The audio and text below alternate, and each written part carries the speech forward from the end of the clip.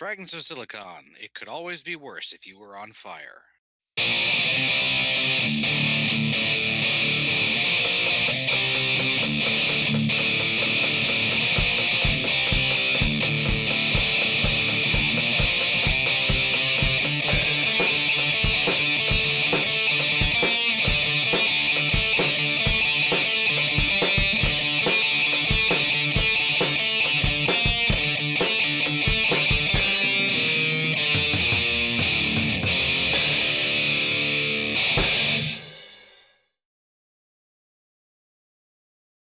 All right, welcome to another installment of the Fragments of Silicon Daylight interviews. Apologies for any changes in usual audio quality. I'm currently using my phone this week because Windows Update struck shortly before the show began. Like currently at 92%. So not that progress bars actually mean anything. So anyway, joining us this week, we're gonna have Galix introduce the name here because it is a very Polish name, and I've been trying with it, and I don't think I'm doing it justice. So, Galix. Maciej Miąsik of movie games. Yes. Yes, that's pretty close. It's Maciej Miąsik for those who would like to hear the actual pronunciation, the proper one. Yes. Anyway, so Maciej, how we like to get started here is we like to get to know the people behind the games, the studio, and all of that. And we begin by asking this particular question: what got you interested into video games, both on a personal and a professional level? Oh, that's difficult question because it was so long ago. I am 54 years old, so I started my, let's say, career in games about 30 years ago.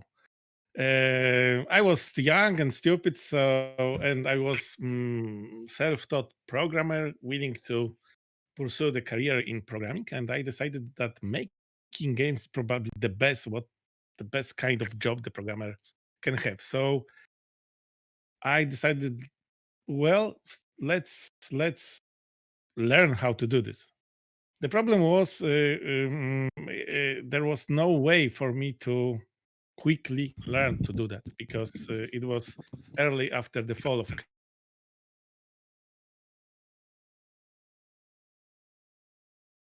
very limited. So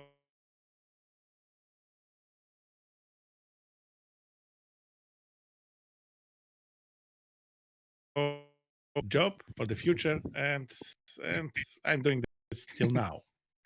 That's that the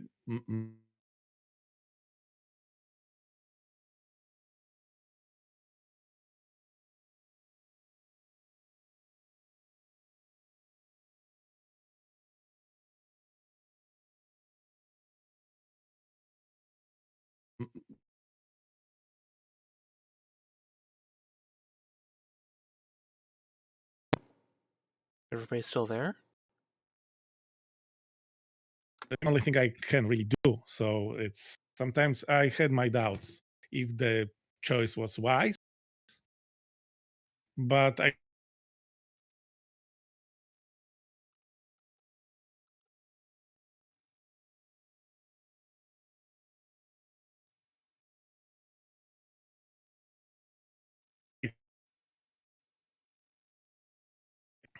hello. I think Hello? he was Hear done me? with his Yeah. thing. Are you, That was the Adam? Are you okay? Can you hear everything?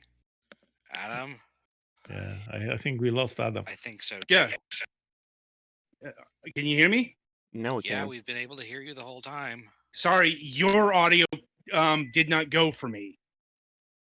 Like I said, I'm kind of winging it on a phone here, so apologies if the conversation is a bit choppy. Anyway, Magic, you were saying? So I told my story how I started to making games and Fucking how Windows. I am doing this till now.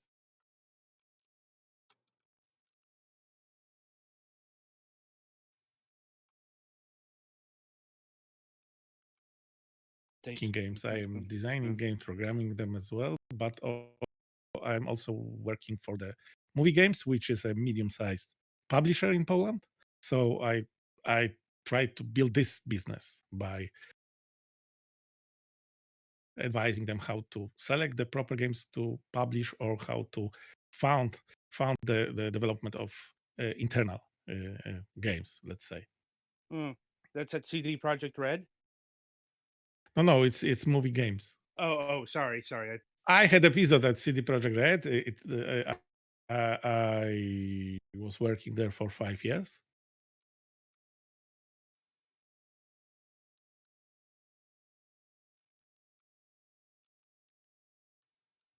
Oh, bloody.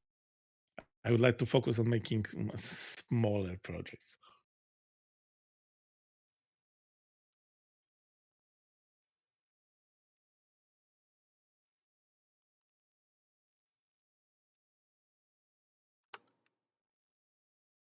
Fucking Windows update. Yeah, I can't hear you guys. Oh Sorry. boy. This is not working as well as I thought it would.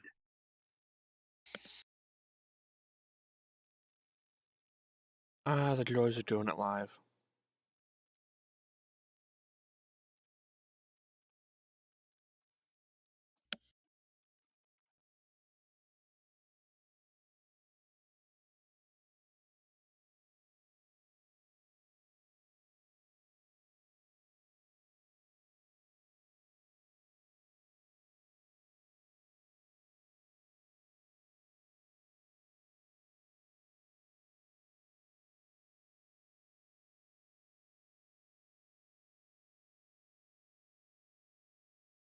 Hear you. I Hello. got Maciej? reports that the audio is really choppy for the viewers or listeners, actually.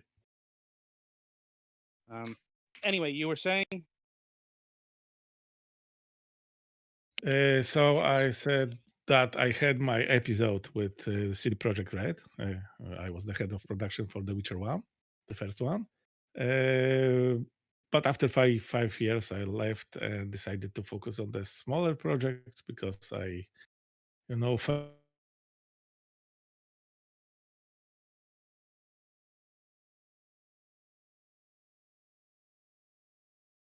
development too well.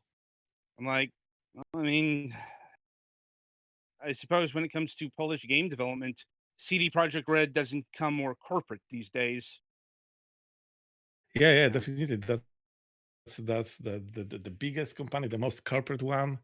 This is the public company, so it requires a specific approach to many things. Right. So it's not fun. It is not fun for me because I really appreciate the work of people there because they are trying their best to create great games. But this is not for everyone. Definitely. And how's the movie game project been going? It's going quite well because uh, we are middle-sized company. We are also a public company because we are listed on the Polish stock exchange, but we focus on the smaller scale projects. Because that's safer, especially for the young company that needs to grow up and establish. This gives us some advantages because we can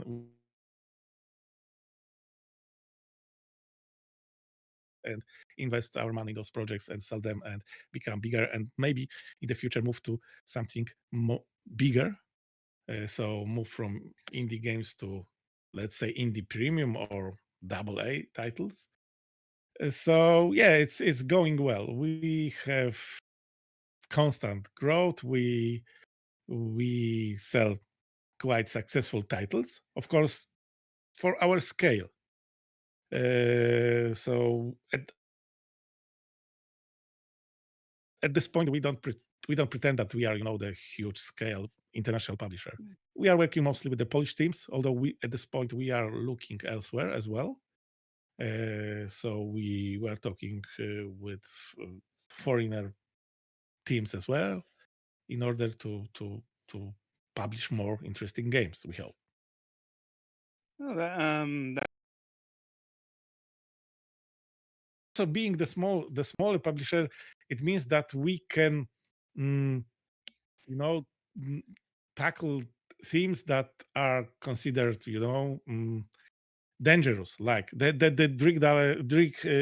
drug dealer simulator is a good example because it's it's the subject is not easy one, and it's probably too difficult for many bigger publishers.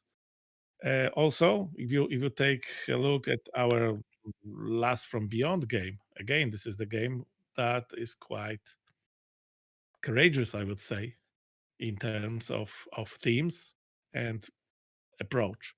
But well, we can do this because we are small enough that we can take the risk to publish games which have some, I don't know, dangerous themes.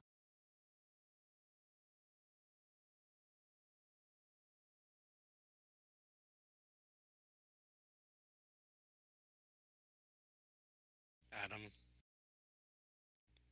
Yeah, we're losing Adam all the time. Yeah. I don't know if it's losing him, or he's just busy trying to fix other stuff. Or column A, column B.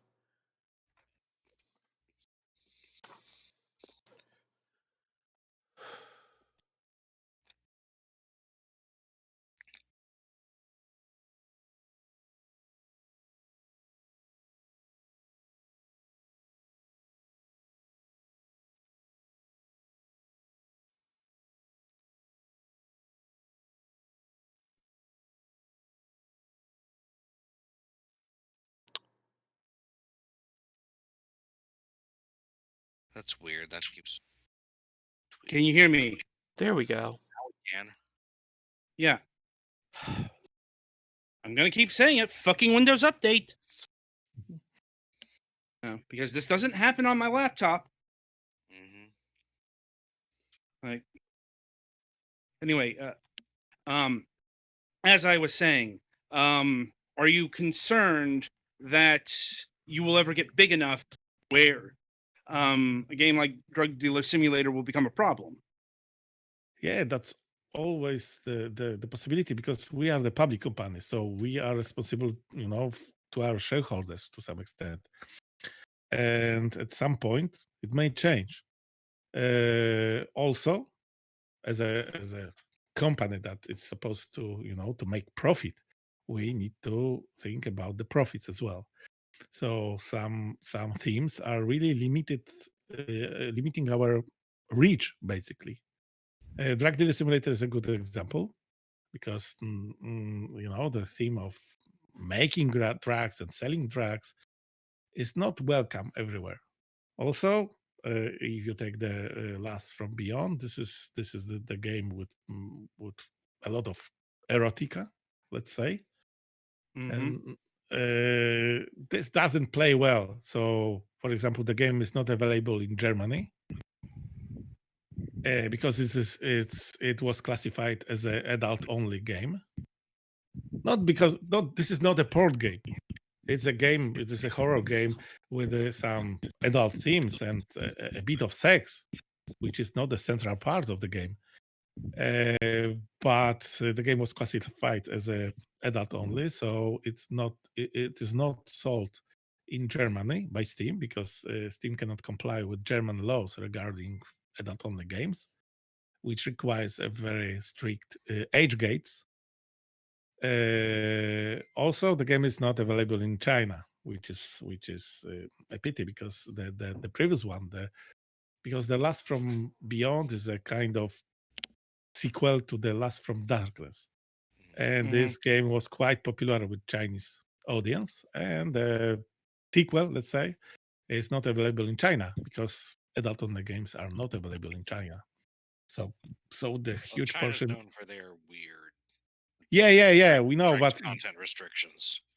yeah, exactly. So this game wouldn't be available in China even without the sex element, at least officially, because it's a horror game with a lot of gore and stuff like this. But now it's completely. But Chinese audience uh, know how to find a way to get to the title, but nowadays they don't even see the game on Steam, Hmm. despite having the access to Steam. So this is a kind of problem because the Chinese people really like the previous part, Last from Darkness. So at at one hand, it's quite interesting to offer the artists, the creators, the chance to pursue themes they like. But on the other hand, it's becoming quite difficult for us as a company that should think about expanding the market and selling more games. For that reason, we are planning to work and release the kind of soft version of the Last from Beyond.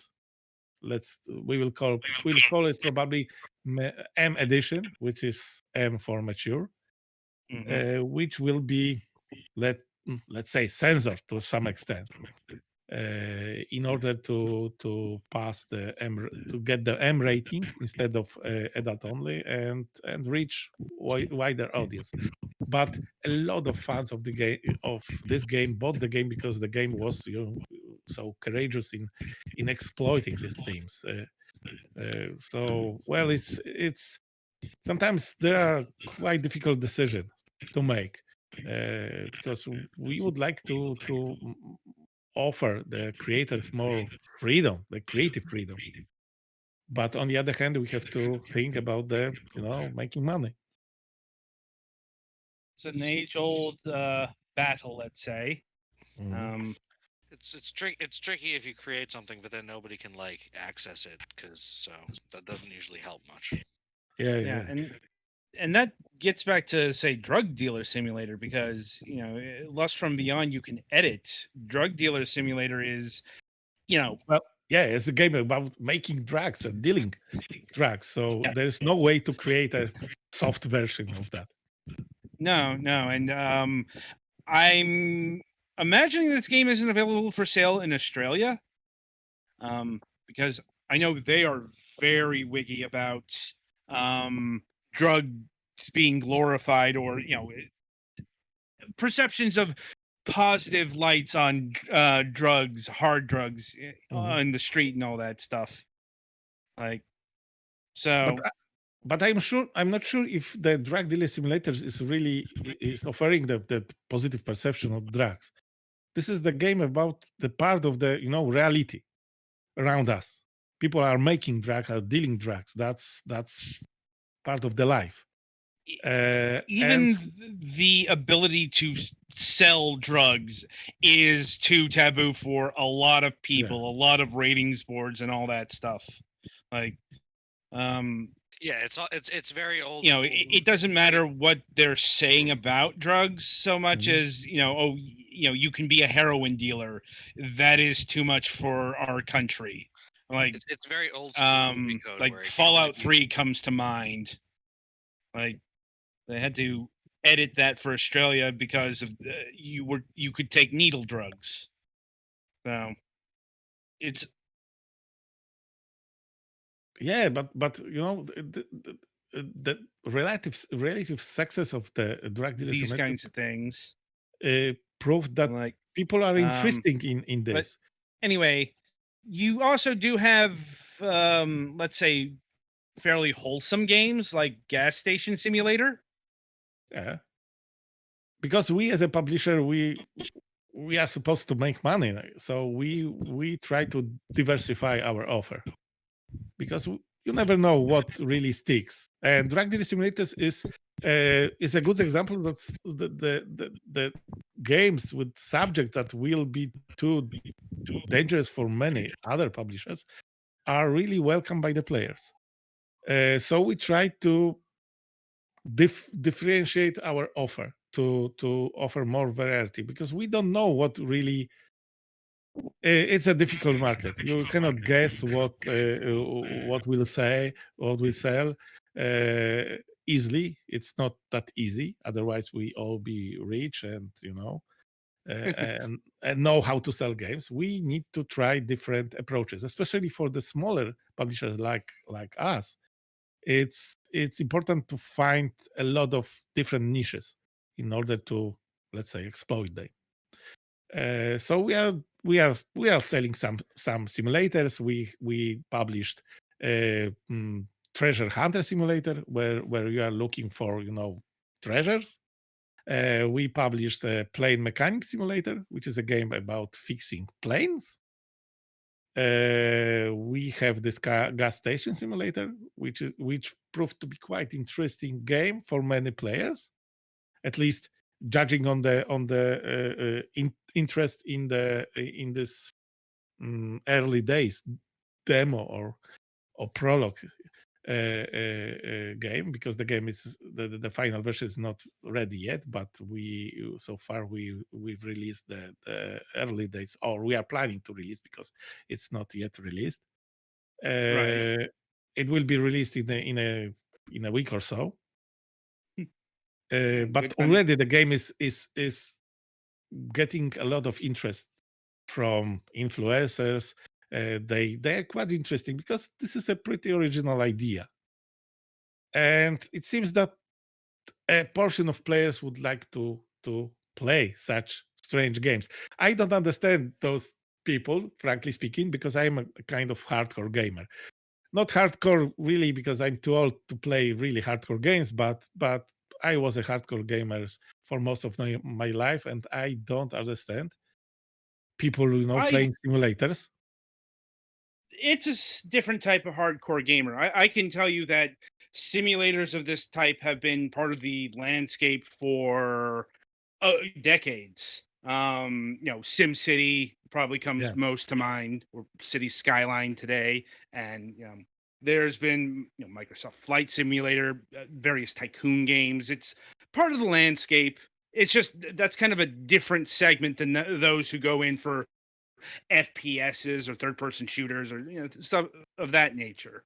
yeah, and there's a lot of stuff we can simulate. uh, Yeah, so yeah. some so sometimes we simply try to find our niche, and this niche may be quite substantial, and that's the way we try to simply m- make a profit, because this is what we are supposed to do. uh, so we are trying to publish different games. Mm, our main concern is that the game should generate some interest, and the game should be good. So we have put a lot of effort, especially as a publisher. We try to put a lot of effort to work with the teams and make those games as good as possible. Indeed. Now, I suppose a question for the whole simulator thing. Do you just look for serious simulators, or do you look for how do I put this, more jokey simulators? Think Goat Simulator and the I think we like. are more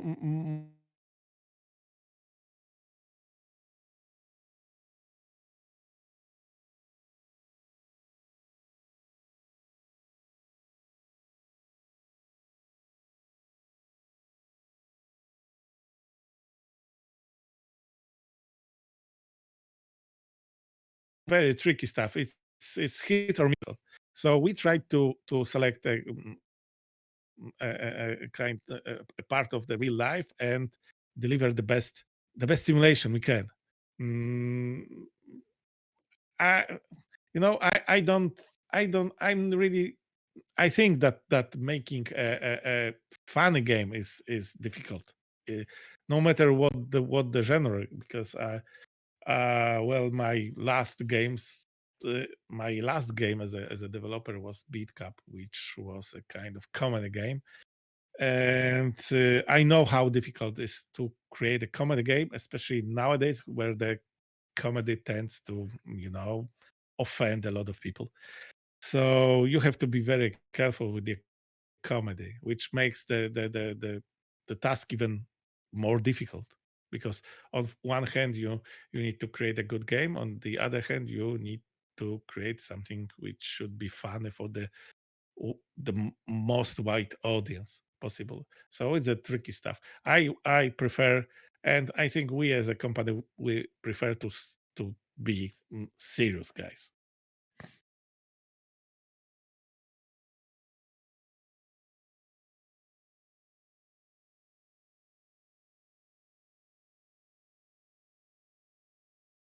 And we seem to lose Adam, Adam again. Technical failures. Oh, Adam disconnected. He might be So switching over to let's his hope he laptop. will. Yeah, he will connect with the computer.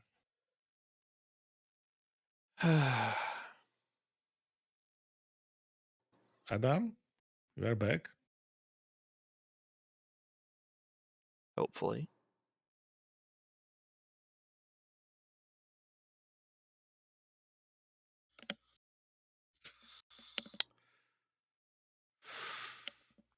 Adam, are you there? Hello? There he is. Hello. And he probably can't hear us. Uh-oh. Of course. Discord, why do you Uh-oh. have to be like this? Why don't you do this?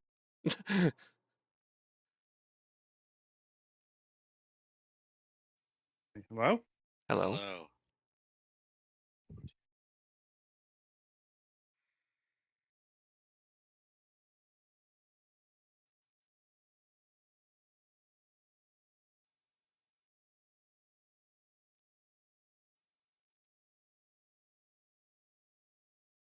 No. Adam, are you not hearing us? No. Like now I am. Okay. Right. Magic, can you try saying something? Okay, I'm trying to say something. Okay, there we go. All right. Anyway, I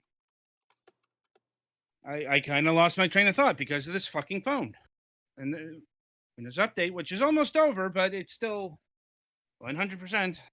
Anyway, sorry about this, folks. Oh, hopefully it's kind of beyond our control right now. Like, anyway, I remember what I was going to ask, Maciej. So much ado has been made about your publishing efforts, and you used to be a maker of games. Do you ever plan on leading internal development effort at movie games?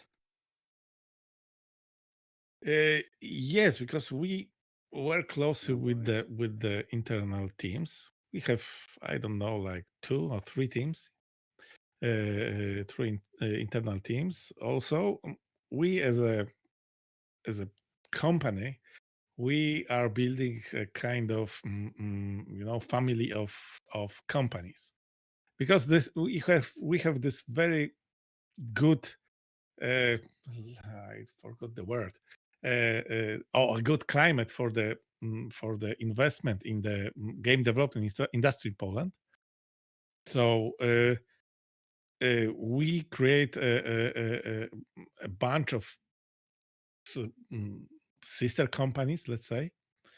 That way we can get investors' money, which is always good because it allows us to create artistic projects.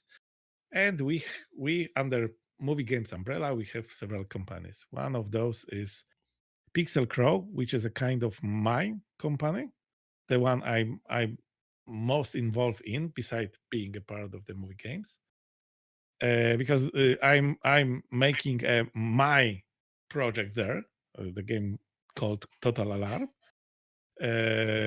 which will be a kind of narrative-based resource management games about, well, let's say communism in space. But we are also working with 2 other teams together, co-producing 2 other titles as well. One of those were recently announced. It is a Fire Commander game, It's a kind of firefighting simulation game, or rather firefighting strategy game, because that's probably better describing it.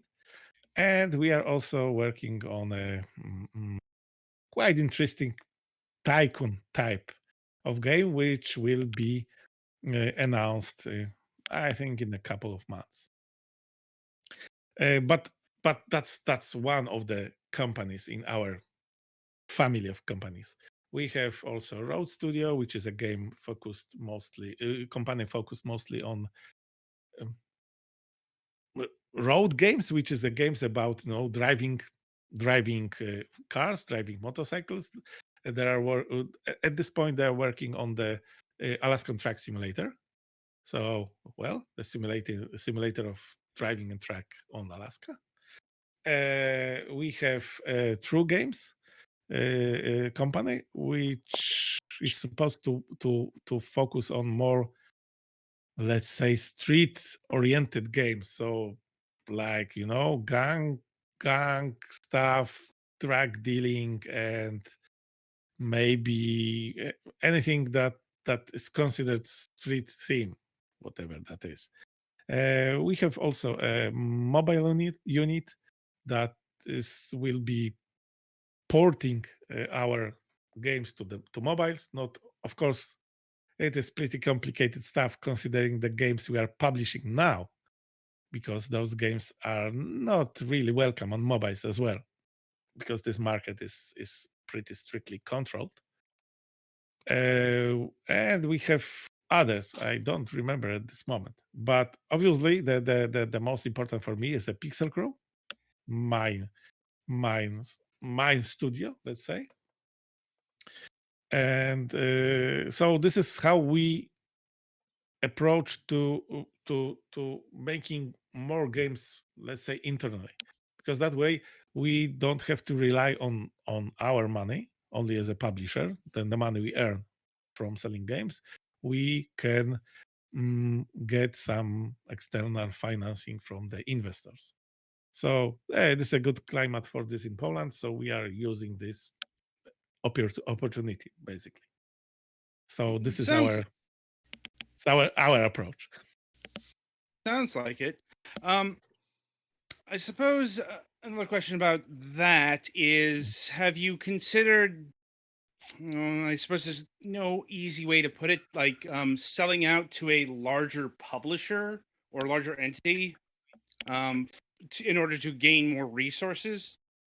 It's always the option, because we are in a business of making money as a company, as a publisher.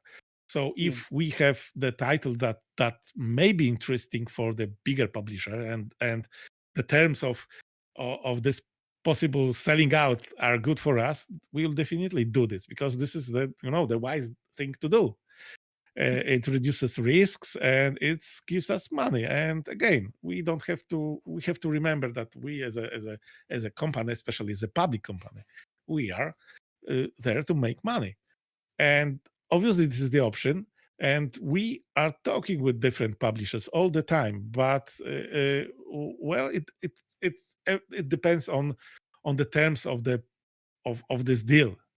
So at this point, and we always have this safe option for us. We can always publish our games ourselves, because we are expanding our marketing division as a publisher.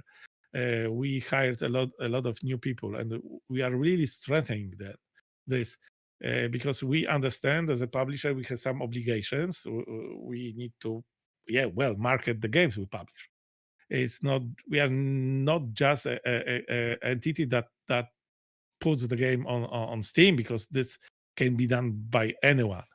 We need to sell the game. We need to market the game, and we are doing this. But of course, if there's a good deal on the table, and this deal will allow us to make more money, reach wider audience, we'll consider it. We don't have to do everything by ourselves. Especially, as you said, this can give us more resources to maybe create slightly bigger games, more ambitious titles, with a slightly bigger budget. So yeah, that will give us more options. But at this point, we know that we can trust ourselves, because if we have a good title, we can make the game to be good, because we are quite good in really producing the title. If the there's a good team, but the team lacks something in terms of design skills, we can provide that. We can find people that will help, because I am in the business for 30 years, and I know a lot of people in Poland. So if we need some kind of advice, we can. If we need some kind of consultation, I can find right people, and that way we can really work on the quality of our titles. I think that's a fair assessment of things. And so, as in the other direction, have there been titles that you found too concerning to publish along your own, let's say? No, so far, we released a game about dealing drugs.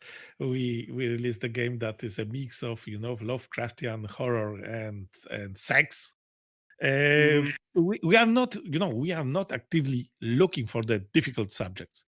But if we see that promising the game that will have the quality, the game that is interesting to play, that's the most important thing. That when we evaluate the projects, we always focus on the gameplay. First of all, the game needs to be fun to play. Or we should see the way to make this game to fun to be played. And if the game is fun, then we are not afraid of the theme. Of course, we can learn from our experiences. It's much better to have the game which is not controversial. Simply as that, because it opens the Chinese market. You can get people playing the game on Twitch, for example, which is not always the case when you look at Last from Beyond or Drug Dealer Simulator. So yeah, uh, it's much easier to market the game which is not controversial. But if we see the game that is interesting to play and is promising, and the game that we feel will generate some interest, we are not afraid of doing controversial games. But this is not our primary goal, and we are looking for all types of games at this moment. Right, right. As you've mentioned, like the vast majority of your product line is fairly wholesome or less controversial stuff than Less Beyond and Drug Dealer Simulator. Um, but we've talked a bit about the top-down sort of controversies, dealing with the ratings boards and the people who allow you to sell a game in the country. And I think we talked a bit about how the Chinese players reacted to the predecessor of Lust from Beyond. But what has been the player feedback of these two games? What have they been saying? Yeah, they like the game because the game is selling pretty well, and we we also built a pretty sizable community before the release. People, because for example, Last from Beyond was the release of the game was preceded by release of two prologues, two standalone games, not demos, because they were prologues. They specially made games in the same universe, using the same locations, sometimes the same characters, but telling completely different stories and offering completely different gameplay. And the players really like those. We had like several 100,000 of downloads. People added those games to wish lists as crazy, and we built the Discord for this game, which was like 6,000 people strong. So there was a huge community, people interested in this kind of game, the game that is not afraid of using those themes and combining, the horror and sex. So this proved that people are really interested in such games, such theme. The similar situation was with the drug dealer simulator. Also, before the release, we had a very huge community of potential players on our drug dealer simulators Discord, which was also around 6,000 people. And people were discussing the game even before the game was released, discussing not only the game, discussing the issue of drug use, drug abuse, everything which is related to drugs. Of course, it wasn't a place where the drug dealers contacted the drugs buyers, but drugs are a part of life, and we can pretend that the drugs are not existing, but yeah, they are there. And a lot of people have some experience, have some thoughts about drugs, and they wanted to talk with people which are willing to talk about this. So, well, we knew that despite the controversial themes, players were interested in our games. So this only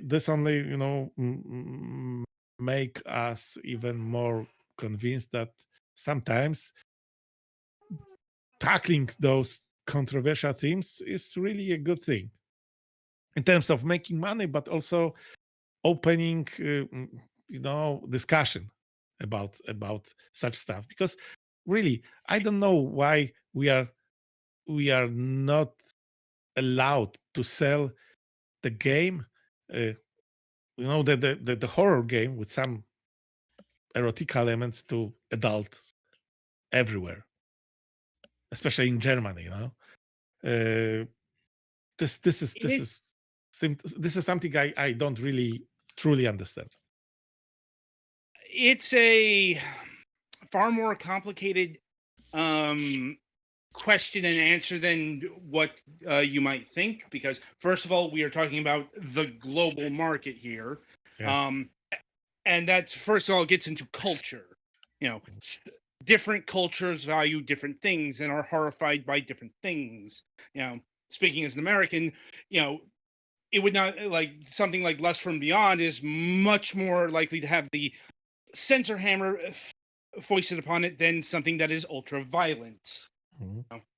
I know it's a cliche to say, but it's still nonetheless true. And I can only, like, there could be potentially something in German culture that finds these games abhorrent. With China, obviously that's a bit more, let's say, governmental. China's government very famously, if they don't like something, I they think there will. is also a Chinese thing about corpses. Well, yeah, specifically skeletons, like I forget the exact contents, but I do know that showing skeletons, no bueno in China. Like, Yeah. so it's a whole lot of factors. But yeah, there are things that are more universally concerned about than others. Obviously, sex and violence and drug dealing are going to be hot topics, but even less benign stuff can have its hot topics, like, say, gas station simulator. You might think it's a completely innocuous apolitical game, but I can absolutely frame this thing in negative terms because it's supporting the fossil fuel industry, it's promoting change, that kind of deal. Mhm. Obviously, that's going to be critiques that's much more marginal than some of these other things, but these are viewpoints on various things. So Yes, and also anyway, we are from Poland. from We what are I've from gathered, it doesn't seem like Drug Dealer Simulator or Less from Space has harmed your business any. Maybe it's limiting, but it doesn't seem to have left a dark mark on your reputation, which could be its own problem. Are you ever worried about picking up a game that might get a very pointed response? Uh, at this point, no, because those games, despite being controversial to some extent, they are their controversial is in in areas that are pretty clear for everyone. So we understand why those games are not allowed in specific place, because this is pretty clear. But I wanted to say we are from Poland. We are from Europe, which is also a kind of cultural difference. But we are from Poland. We in Poland have a history of missing out a lot of cultural changes around the world, especially in the States. So we sometimes seem to be indifferent to many things. For us, the problem of racism is really we don't understand this, because Poland is almost this dredged ethno state to some extent. And this is not our fault, because this is how Poland is. We cannot be blamed for that. So we really sometimes don't understand many issues that are problematic for many. That's why I think we are more willing to risk to do games that will be considered controversial and for other people, especially Americans. But so far we were quite lucky, because though Last from Darkness or Last from Beyond and Drag Race Matter were prohibited from being sold somewhere, or we have some problems in introducing those games on some platforms. But it is clear why. We so far we didn't have problems with our games, because we didn't understand the cultural differences. But I think that it's still a possibility, because really we sometimes don't understand what's going on elsewhere in terms of culture, especially. So yeah, so we are not seeking those controversial games. This is not our main goal as a publisher. Okay, we will publish all controversial titles. No, sometimes we publish, as you said, really wholesome games, but so far we are not afraid of sometimes to approach more controversial stuff. Okay. As much as I'd like to continue this dialogue, we are running low on time here. So I think we'll end things here for the time being. But we would like to have you back on the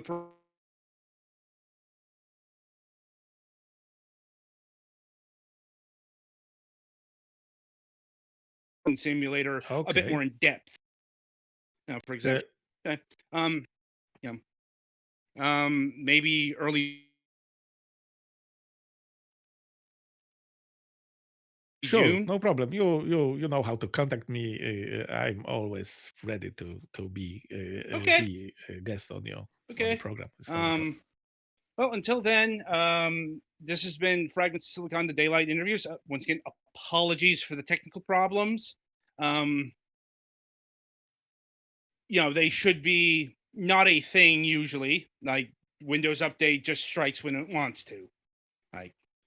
Anyway, be sure to join us for the Sunday reviews. And until next time, I shall wish you good gaming.